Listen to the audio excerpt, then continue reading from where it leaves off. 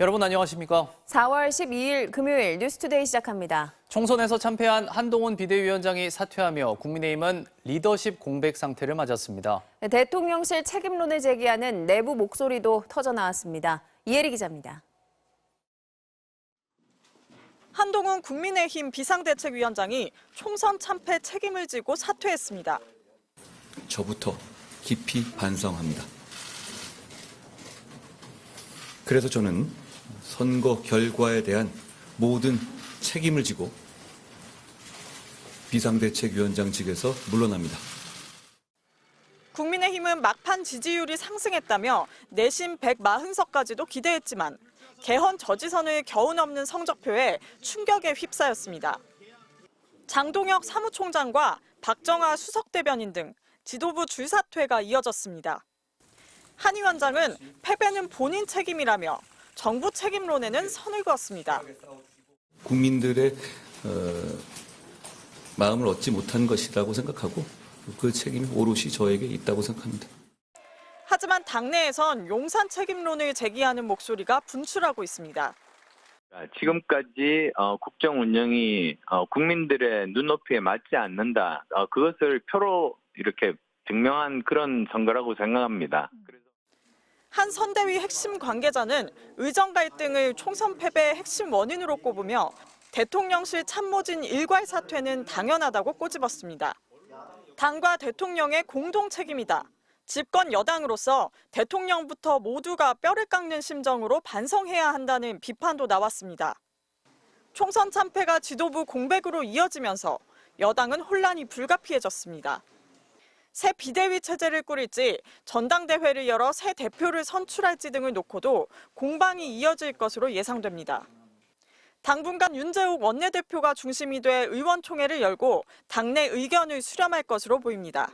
MBC 뉴스 이혜리입니다. 압승을 거둔 민주당은 윤석열 대통령에게 대화 정치를 복원하라며 이재명 대표와의 만남을 촉구했습니다.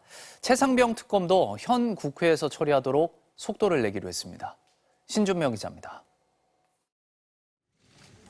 목표했던 151석을 훨씬 웃도는 175석의 성적표를 받아든 더불어민주당은 이번 총선을 국민의 승리로 평가했습니다.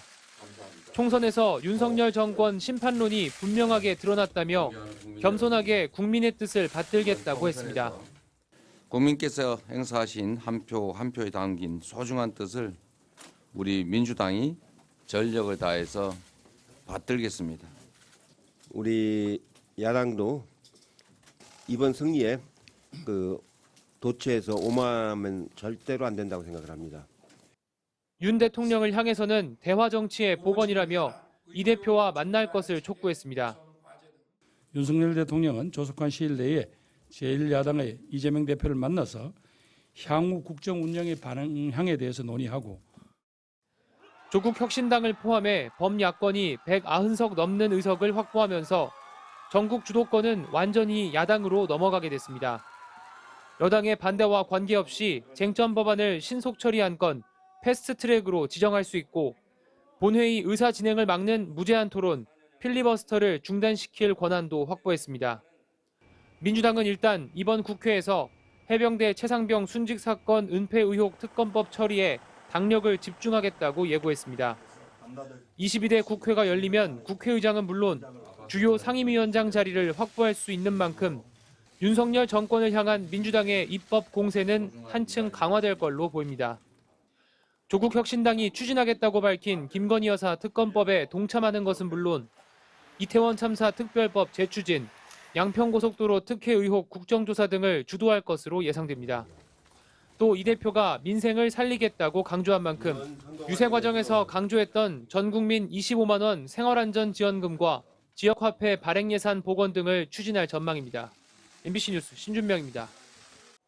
우리나라 국가 채무가 1,100조 원을 넘어 국민 1인당 나라빚이 2천만 원을 넘겼습니다. 정부의 각종 감세 정책 추진에도 빨간불이 켜졌다는 지적이 나오는데요. 국가결산보고가 총선 이후에 공개된 이유를 두고도 논란이 일었습니다. 정동욱 기자입니다. 1,127조 원, 지난해 말 기준 국가 채무가 사상 최대를 기록했습니다. 국민 1인당 나랏빚이 2,178만 원인 셈으로 1982년 관련 통계가 작성된 이후 처음으로 GDP 대비 50%를 돌파했습니다. 정부 지출을 70조 원가량 줄였지만 수출 부진과 부동산 경기 침체에 따른 법인세와 양도세 등 세입 감소의 영향이 컸습니다. 역대 최고 수준의 강도 높은 지출 구조 조정을 단행하였고 재정 총량을 엄격하게 관리해 왔습니다. 역대급 세수 결손으로 정부의 재정 상태를 보여주는 관리 재정 수지 적자는 87조 원에 달했습니다. GDP 대비 3.9% 적자로 당초 정부가 약속한 건전 재정 준칙 3%를 지키는데 2년 연속 실패하게 됐습니다. 막대한 재정 적자가 발생하며 금융투자세 감면, 상속 증여세 감면 등 정부의 각종 감세 정책 추진에도 제동이 걸리게 됐습니다. 또 경인고속도로 지하화, 올림픽대로 지하화 등 총선 과정에서 여야가 쏟아낸 각종 개발 사업의 추진도 쉽지 않을 전망입니다. 양립 가능할 수 없는 그런 정책들이에요. 감세를 했는데 지출을 더 늘리겠다고 하고 양립 가능한 조세재정 정책을 만들려면은 기조의 전환이 있어야 하고 4월 10일까지 국무회의에 보고돼야 하는 보고서가 총선을 의식해 선거 다음 날에야 공개됐다는 의혹에 대해 정부는 당일이 휴일일 경우 민법에 따라 다음 날까지 국무회의 의결이 가능하다고 밝혔습니다. 국가결산보고서가 4월 10일을 넘긴 건 국가재정법이 제정된 2006년 이후 처음입니다. MBC 뉴스 정동욱입니다. 지난 2015년 삼성 합병과 관련해 우리 정부가 미국계 헤지펀드에 수백억 원대 손해를 배상하라는 국제중재기구의 판정이 또 나왔습니다. 원금의 지연 이자까지 금액이 800억 원에 육박할 것이라는 관측이 나옵니다. 이문영 기자입니다. 지난 2015년 삼성물산과 제일모직의 합병과 관련해 한국 정부가 미국계 헤지펀드 메이슨 캐피탈에 약 438억 원을 배상해야 한다는 국제중재기구의 판정이 나왔습니다. 헤지펀드 엘리엇에 이어 한국 정부의 손해배상 책임이 또 인정된 겁니다. 어제 법무부에 따르면 국제상설중재재판소 중재판정부는 한국 정부에 3,203만여 달러, 우리 돈 약 438억 원을 지급하라고 판정했습니다. 법무부는 당초 메이슨이 청구한 2억 달러 중 배상 원금 기준 약 16%가 인정됐다고 설명했습니다.